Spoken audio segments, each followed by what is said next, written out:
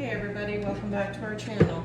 I'm going to make some red lobster keto rolls, and I haven't made these for a while, so it doesn't look like there's anything too difficult. Starting out with, so the entire recipe is 1.5 cups of almond flour, 2 eggs, 1/4 cup sour cream, teaspoon of garlic powder, and 2 teaspoons baking powder.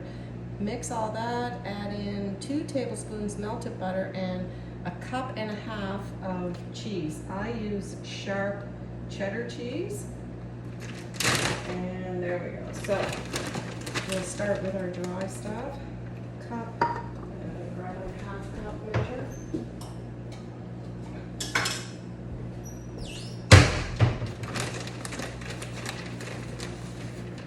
There we go.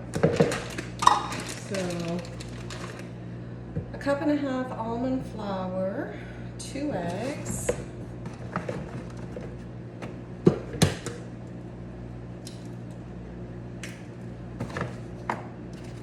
and these are just regular old eggs. I buy free range at Costco when they have them. They don't always have them. Okay, so 2 eggs. And 1/4 cup of sour cream. I feel like I should have put all the dry stuff first. I don't know why it's in this order, but I'm going to pop in so it's 2 teaspoons of baking powder.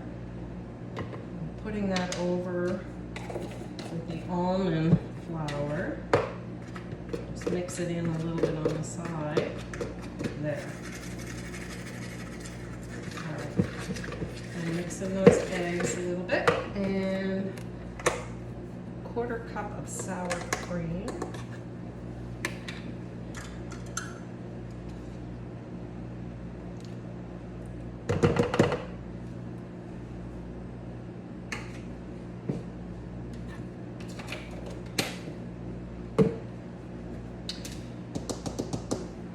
Garlic. It says a teaspoon. I think you're going to get a lot of flavor from the cheese.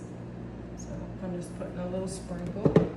And 2 tablespoons of melted butter. I feel like that can go in now. I should have probably Googled this recipe because I'm bad for not putting all the directions down. Alright, so let's mix this, and then I'm going to add the cheese.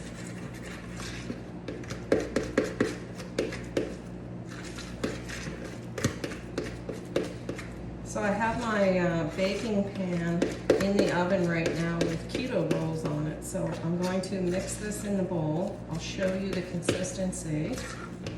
And then it's going to have to wait because the rolls are in for another just about 45 minutes. So I'll pop them out and then pop these in.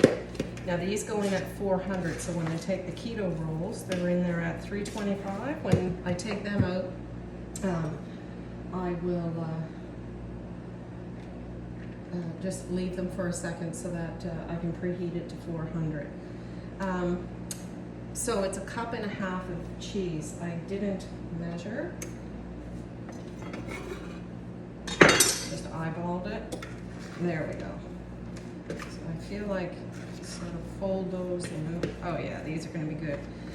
It looks like I have, when I used to eat flour and all that kind of stuff, I had a tea biscuit recipe, and that's what this consistency looks like.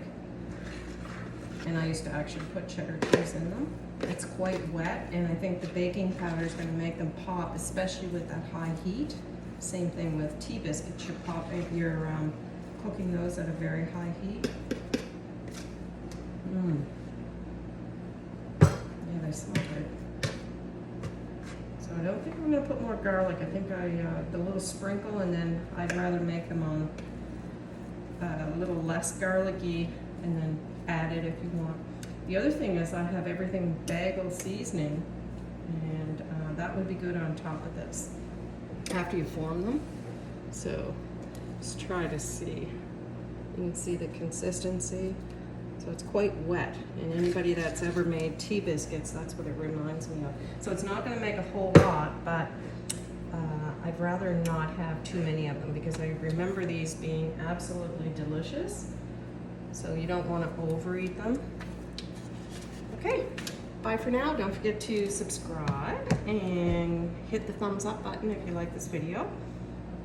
Okay, bye for now. I will actually pop back on with the finished product, but I'm going to end this video now.